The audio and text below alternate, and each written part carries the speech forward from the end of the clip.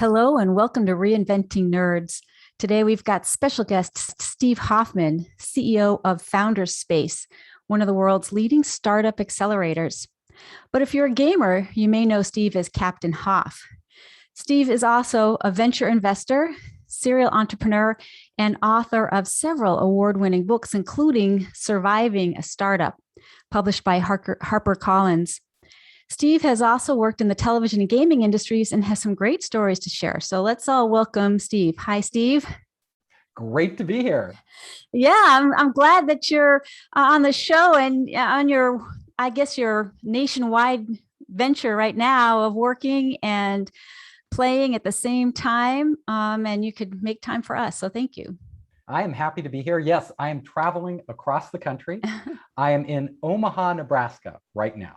Excellent. But you're based out of Silicon Valley, right? Normally? I am. Okay. My home is San Francisco. Yeah, San Francisco. Yes, I used to live there. Love it. Okay, well, I gave a teaser here at the beginning with your gamer's handle. So Captain Hoff, I want to ask you just a little bit about your background in terms of, a little bit about your work in the television and gaming industries. And don't forget to describe what games you play as well. Oh, of course. So I am... in Silicon Valley, everybody now calls me Captain Hoff, but that was originally my gaming handle because I am a gamer. I love games. So I am a true game nerd. I'm one of those Dungeons and Dragons guys. I played D&D as a kid, but I didn't just play D&D. I had to make up all these role-playing games. So I made up game after game after game. In different genres. I made up a spy role-playing game, a Western role-playing game, a futuristic role-playing game. So I was making all these games while I was playing all bunch of games like RuneQuest and Traveler and Arduin. So for real game nerds, you know these. Yeah. And then I made hundreds of board games. So games were always a passion of mine. I also, as a kid, made movies. So I was kind of a movie nerd. I made over 50 short films, animations, films with my friends. And I ended up combining these in my career. First, I went and got a degree in electrical computer engineering because my dad, who is also a mega nerd, he was an MIT rocket scientist. And he wore, a pocket protector and everything. Oh yeah, he was classic. No, totally classic. And he was like, "Son, you should study computers. They are going to change everything." So I studied computers, but I had this creative side too. Games and film. And then I went to graduate school at USC film school. And after that, I went to work in Hollywood, of all places. And I actually quickly got promoted. So I worked my way up to development executive very fast. And when I was there, I actually kind of saw the future because I saw computer games were becoming more and more popular. And everybody in Hollywood thought, film and television is it. But I thought, no. Games are going to be a bigger industry than film and television. And one of the producers in the production company we were in, his cousin was the founder of Sega, Sonic the Hedgehog. Yes, I do. Yes. And Sega at that time, it was the early 90s, had just overtaken Nintendo to be the number one game company in the world. And so when I met him, I was like, "I'd love to go to Japan and work in your headquarters." And he's like, "We want somebody from Hollywood there to come up with new ideas." So, and how many Hollywood people do you have who's a hardcore gamer? So they sent me over to Japan. I worked in their headquarters, had an incredible time.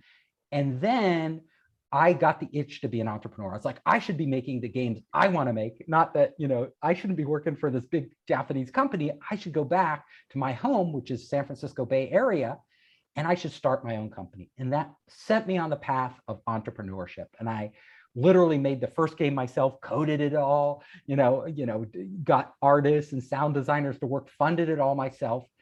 It was called Gazillionaire, and it went on to be a big hit. It was a big hit in the early 90s. And then I produced a series of games, and then I did a series of venture-funded startups, which eventually led me to start what I do today, which is Founders Space, which is a startup incubator and accelerator, where I work with entrepreneurs all over the world who are, a lot of them, like me, were nerds, really focused on their thing, and helping them overcome their challenges in running and growing their businesses. Well, that is so interesting. I mean, I don't know if I've had anyone come up with a background like yours. It's really great. Gaming, Japan, making your own, the creative and the engineering. Um, I guess one of the questions I would have for you is that you've been a serial entrepreneur. Have they all been in gaming kind of industries or different ones as well? Yeah. They've all been at the crossroads of entertainment and technology. Okay. So the first one I did was called Lava Mind, and we did the game Gazillionaire, another game called Zapitalism, and another game called Profitania, all of which, ironically, were games that taught you how to be entrepreneurs. They were like business simulation games. Yeah. And they still sell today. They're all on Steam. They're like classics. Like they're the classic games with the original graphics we made and everything, and they're up there with a lot of other games on Steam. The next startup was combining interactivity with television. So we built an online platform that allowed TV shows played online, like game shows, basically game shows, to synchronize frame accurate with broadcasts. And we worked with MTV, NBC, Warner Brothers, Turner, you name it. We were working with them, making interactive versions of their products. And then I just went on and did other startups, all really focused on entertainment and technology. All right. So what were some of your entrepreneurial lessons that you had to learn along the way? I mean, great at creating games, playing them, but how about leading a team and, running a business? How did you learn how to do that? Something I had absolutely no experience at, and I never went and got an MBA or any of these leadership courses or anything. And there were no incubators or accelerators when I was going, so we didn't really, you just had to do it. Like if you wanted to do it, you just went out and did it.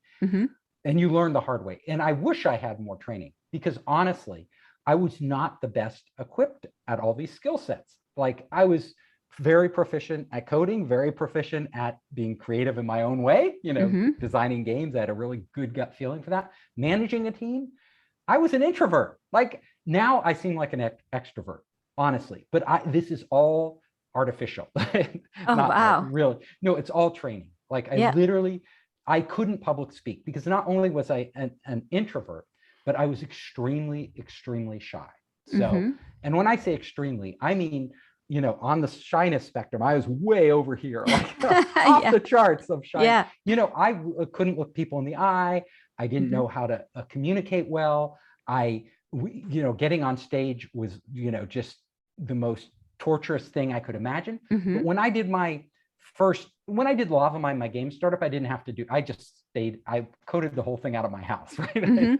I didn't need to put myself out there. But when I did my first venture funded startup, a company called Spider Dance, literally the team was looking at me to lead them, to go out there and make public speeches, to do sales, all of these things that I had never done. And it was a challenge. But I will tell you, the only way to meet a challenge like that is head on. Like if you shy away from it or try to get other people to do it, you'll never get better, So literally, I would force myself to do interviews. I'd force myself to go on stage. And boy, was I god awful. Like if you saw me, I was not, the early ones. this really bad. But I persisted. And I did one thing that I encourage everybody to do. Is I didn't keep doing the same thing twice. I always, after every talk I gave, after every interview I gave, after every sales pitch I made, I would analyze what I did right and what I did wrong. And I would be looking in real time when I was doing that for feedback. Because if you're going to improve, you need to, get this data, right? We all need data to improve. So I would look, like if I'm doing a sales pitch, or an interview, I'd be looking into the eyes of the person I'm either selling to or who is interviewing me. And I would make a mental note every time I said something in a certain way or a certain thing where their eyes lit up, where they leaned forward, where they were engaged. And then when I said stuff that either led us down the wrong path or where they, they were like looking at their phone or not really engaging, then I would make a mental note, oh, don't do that. And the same when I gave speeches, public speeches, if there are people in the audience, I was looking at, the front row, like very carefully, like gauging their reaction in real-time data to everything I was saying. And then I would always go back and rewrite my pitch or my speech or what, you know, whatever I was doing, I would literally recraft it and put in the good parts, take out the bad parts. And then I would also, this is key, also always try new things. So I'd never stick with the same speech twice. I'd always try something different. Like, what if I was more animated? Or what if I said this? Or what if I said that? And then I would look at their reactions. And like with speech, I could give a talk on each of these, but like with speech giving, I found out the number one thing you can do to be really good and engaging for people is not to try to sell them. Like at the beginning, I was like, I should sell them on Spider Dance. That's my job. I was like the CEO of this startup. I should get them to know all about my product. I was like, no.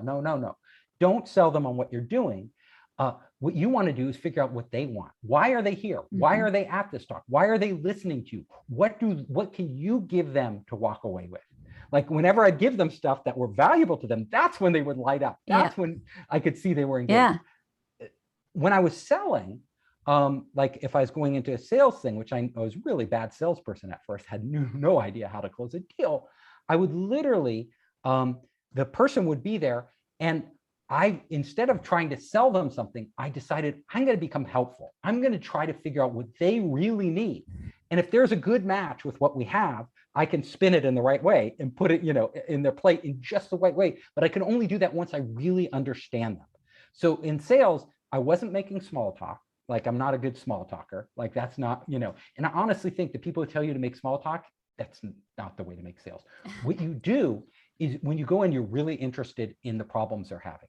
You're really interested in trying to figure out, what they need, what's inside their head.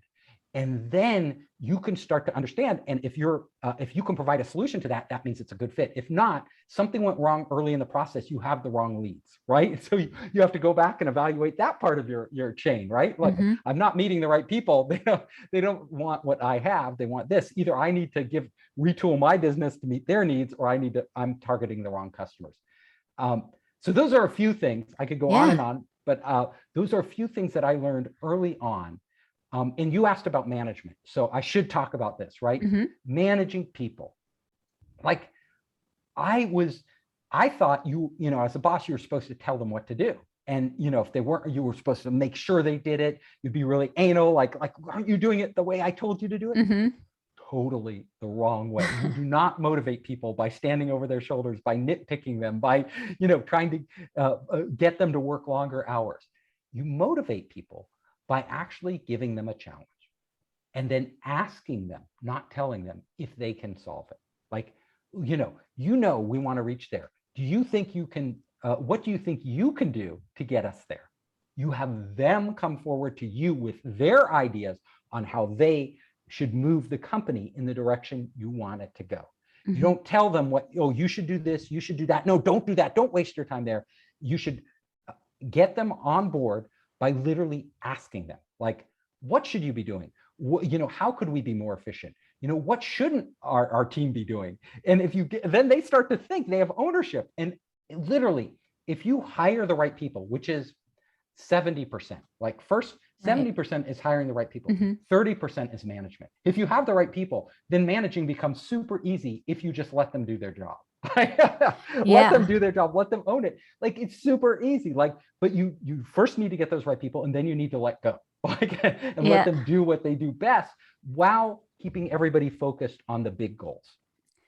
Well, Steve, you said a few things here that make me think that you've grown enormously, and perhaps you had just a really good attitude going in. I mean, first off, you're talking about making a lot of mistakes, right? Doing things that you didn't think were effective, and learning from them, and that's hard for people to do. I mean, a lot of what you're saying is it's really hard, but you have to be strong to be able to do that. Like make the mistakes and get the feedback and be willing to change.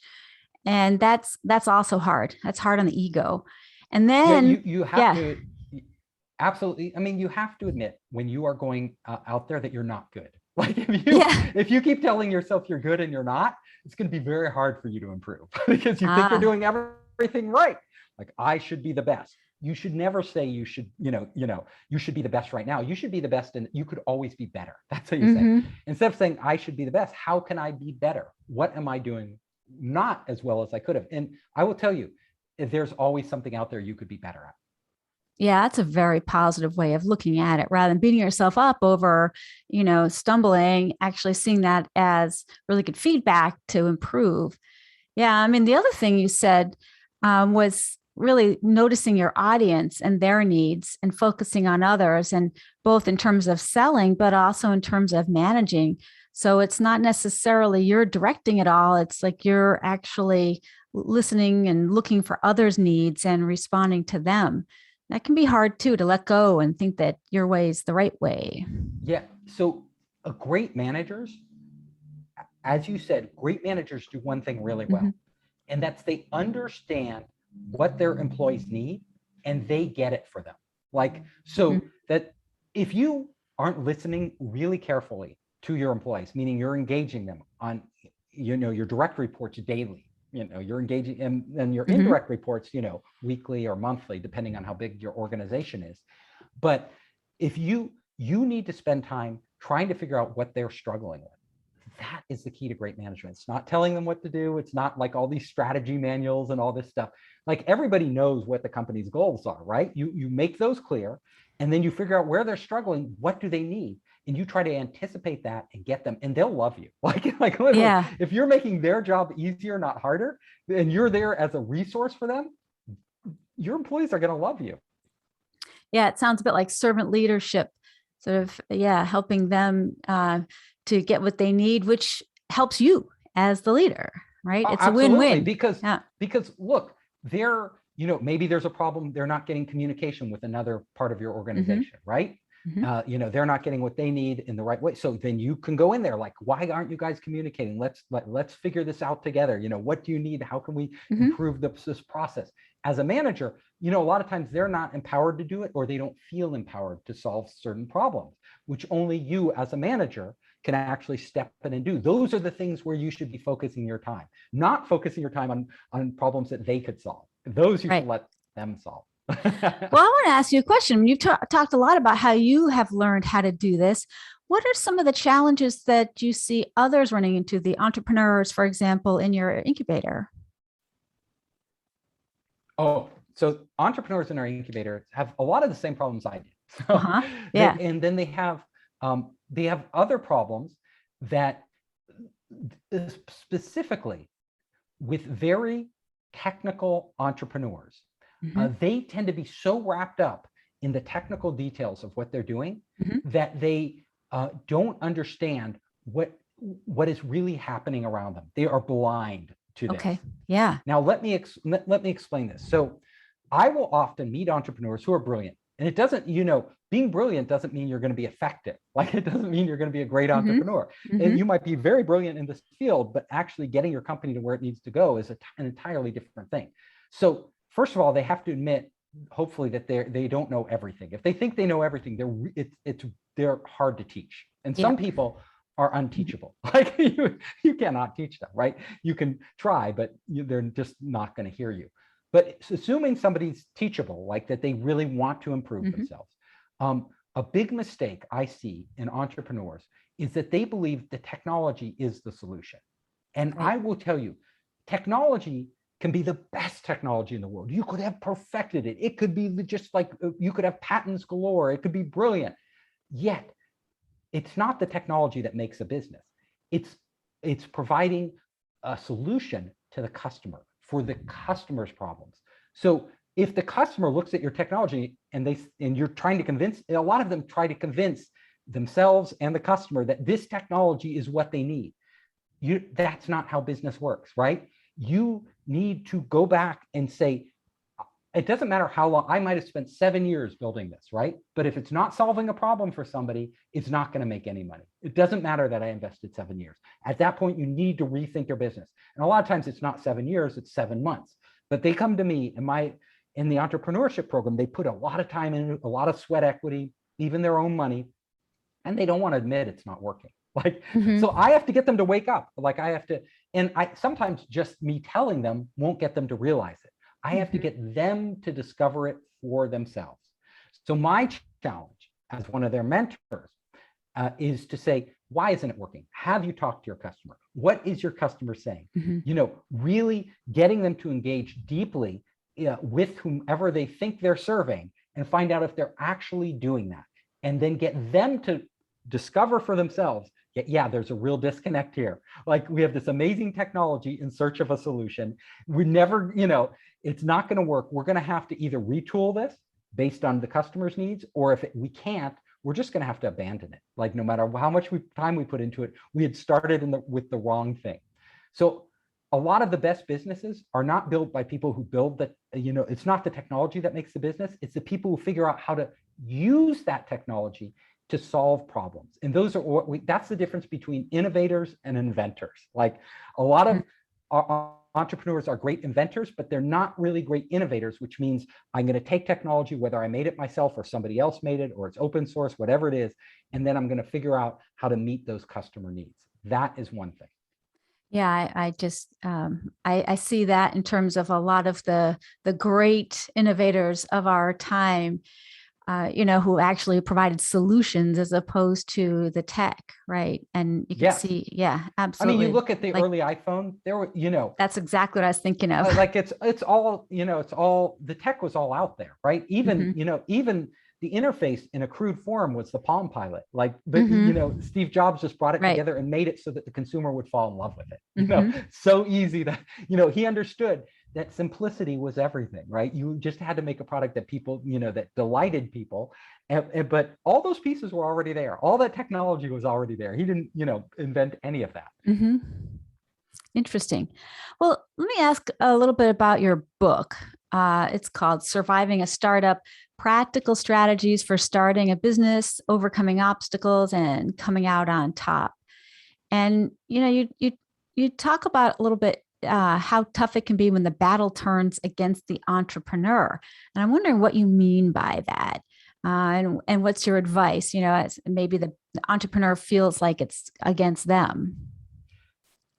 Yes, so this is really important. When you are doing a startup, things aren't going to go right, like invariably. And a lot of times, a lot of us, we're used to having control, especially, for super nerdy, like, we're a coder. Like, when you're doing code, you have control. Like, the parameters are limited. Like, you can fit, if there's a bug and you work hard enough, you will figure out that bug. If, there are only so many things that can go wrong. You have all the tools, they're all in your control to do. In a company, it's not the same way. Like, literally, things are coming out of left field that you never anticipated. Markets are changing. Like, I had a company, we were on top of the world. We were doing like incredibly well. Like, we had all these big customers. Literally, the bottom dropped out of the market. Like, the customers just decide, and the whole economic situation changed. It was the dot-com bubble. Right. Right. That's a great example. It's a great example. And this isn't in your control, right? This is like, what you have to do is you have to step back and say, okay, things are going to be, if I'm an entrepreneur, it's not like certain jobs. It means things are invariably going to be out of your control. There are going to be employees who are doing things that you don't want them to do.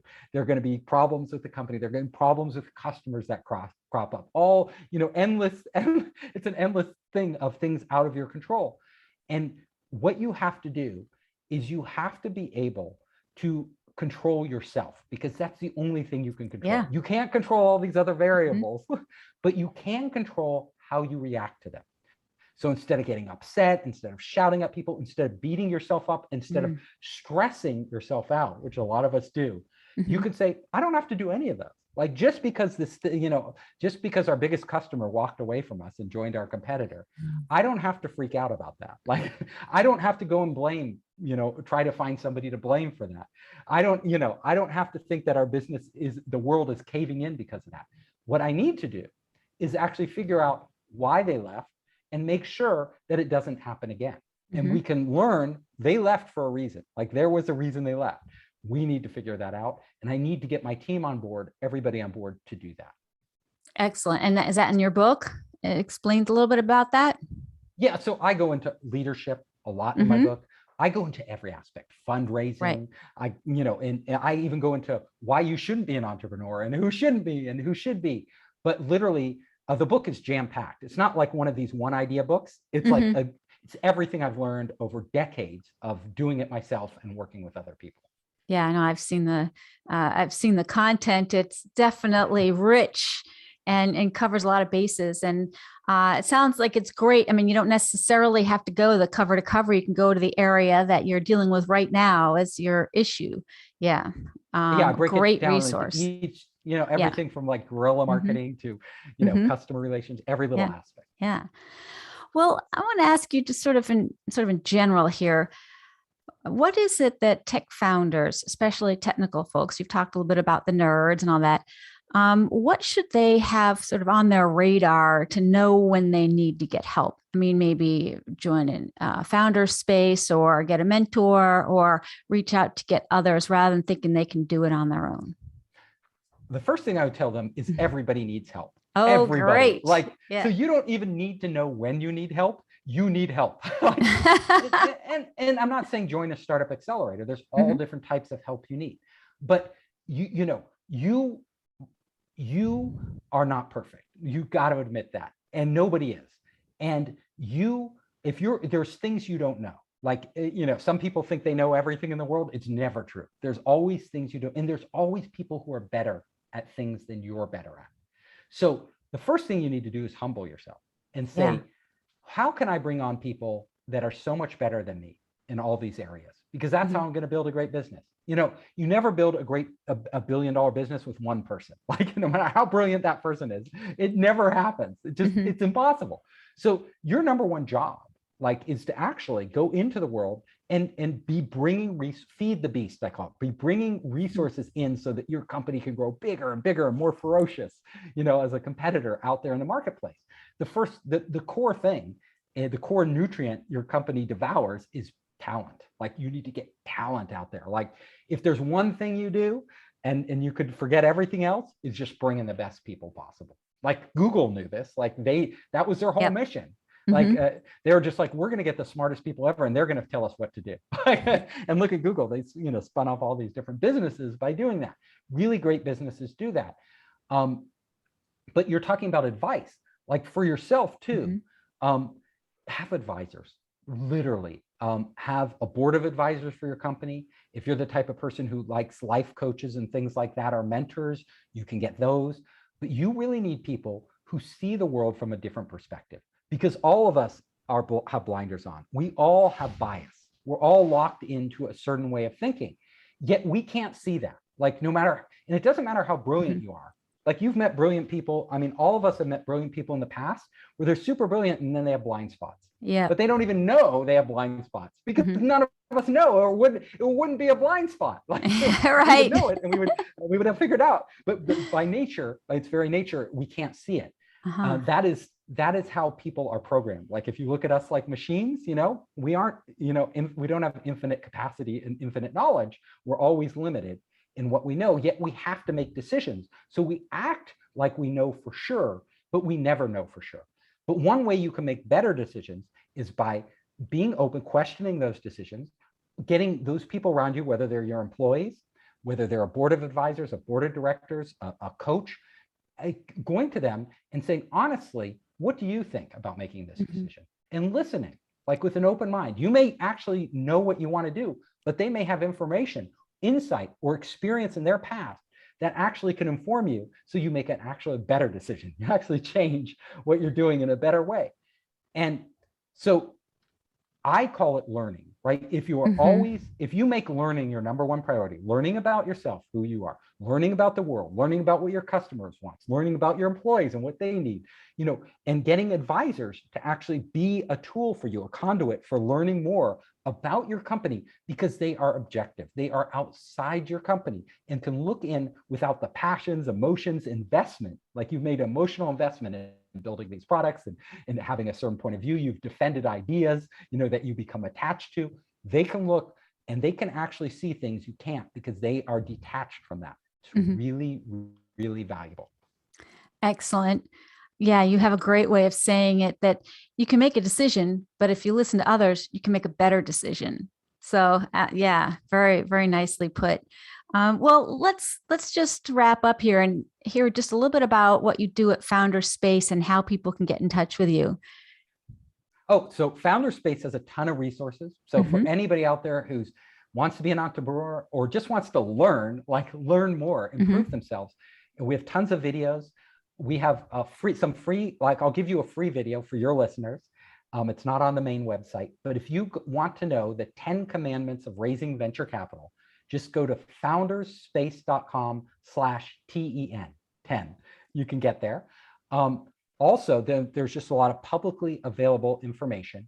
We have podcasts and everything else for entrepreneurs. And I love teaching. I love engaging with entrepreneurs. So if you have ideas, if you have business plans, you could submit it to us. We're always partnering with different people in different ways. We love to engage. And you're expanding all over the place too, right? We are. So yeah. we are in 22 countries now, different partners in different countries. Yeah. We have our own incubators in some countries. We work with partner incubators in other countries. And so I'm always traveling around the world and I'm always open to opportunities. That's why I love what I do, because I get to meet amazing people, like super smart people, and actually learn from them. And these entrepreneurs, these scientists, people all around the world. And I love also connecting people. So, the right people together, you can create magic. Excellent. So founderspace.com, and you could do the /10 and get your 10 commandments there for free, special for listening to the podcast.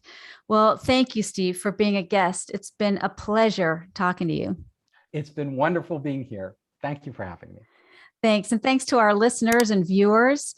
Don't forget to subscribe, rate, and review, and we'll see you next time.